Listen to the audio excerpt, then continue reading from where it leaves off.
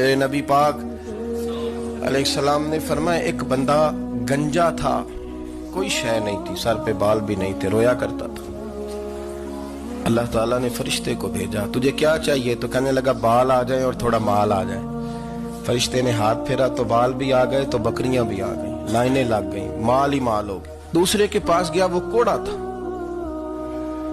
اس کو جا کے کہا کیا چاہیے؟ کہنے لگا شفا ہو جائے اور کچھ اللہ تعالیٰ آسانی کر دے۔ شفا بھی ہو گئی، گائیں بھی دے دی، بھینسیں بھی دے دی، مال ہی مال ہو گئی۔ پھر ایک کے پاس گیا، وہ اندھا تھا، تجھے کیا چاہیے؟ اس نے کہا آنکھیں مل جائیں اور کچھ ساتھ اللہ مال دے دے۔ اونٹ ہی اونٹ ہو گئے۔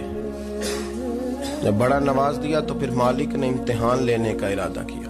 اللہ نے فرمایا آزمائش کرو۔ سب سے پہلے گنجے کے پاس آئے، اسے کہا اللہ کے رستے میں کچھ دیکھا نہیں لگا، میرے خرچے ہی بڑے، دیکھو تو صحیح کتنی مشکل میں وقت گزارتا ہوں، حال ہی کوئی نہیں۔ تو اس نے کہا میں نے تو سنا ہے تو گنجا اور بھوکا ننگا تھا۔ کہنے لگا میں تو جدی پشتی رئیس اعظم ہوں، تو یہ کس پاگل نے کہا ہے بھاگ جا؟ اس نے کہا اچھا جیسے تو تھا ویسے ہی ہو جائے۔ کھیت کھلیان اجڑ گئے، پھر سے گنجا ہو گیا۔ حضور علیہ السلام فرمانے لگے، پھر وہ اس کے پاس گیا جو کوڑا تھا، اسے کہا کچھ دے۔ کہنے لگا خرچے ہی بڑے۔ نے کہا میں نے تو سنا تو پہلے کوڑا تھا۔ اس نے کہا اچھا دوڑ جا، میں تو رئیس اعظم ہوں، دادا بھی پردادا بھی اور ساری نسل ہی۔ اس نے کہا اچھا جیسے تو تھا ویسے ہی ہو جائے۔ پھر وہ گیا اندھے کے پاس اور جا کے کہا اللہ کے نام پہ کچھ دے۔ تو کہنے لگا رب کے نام پہ؟ یہ کھڑے ہیں اونٹ، جتنے تیرے دل کرے لے جا۔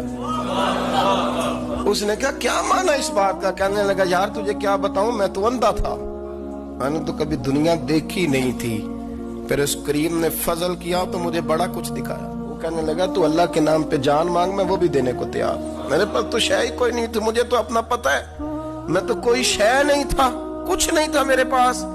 یہ تو ان کا کرم ہے کہ رخ ان کا ادھر ہے، اور مختصر سی میری کہانی ہے، یہ جو بھی ہے ان کی مہربانی ہے۔ تو وہ کہنے لگا میں بھی کچھ لینے نہیں آیا تھا، تیری آزمائش ہی کرنے آیا تھا، تیری عزتیں بھی سلامت رہیں گی، تیرا مال بھی سلامت رہے گا، تیری شفا بھی۔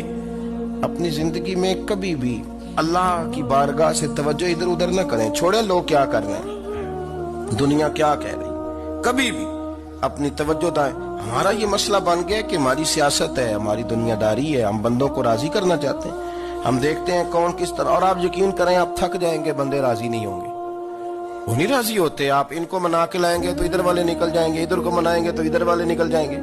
اس چکر سے باہر آئیں، اس رب کو راضی کریں جو فرماتا ہے ایمان لانے کے بعد نیک عمل کر، میں لوگوں کے دلوں میں تیری محبت پیدا کر۔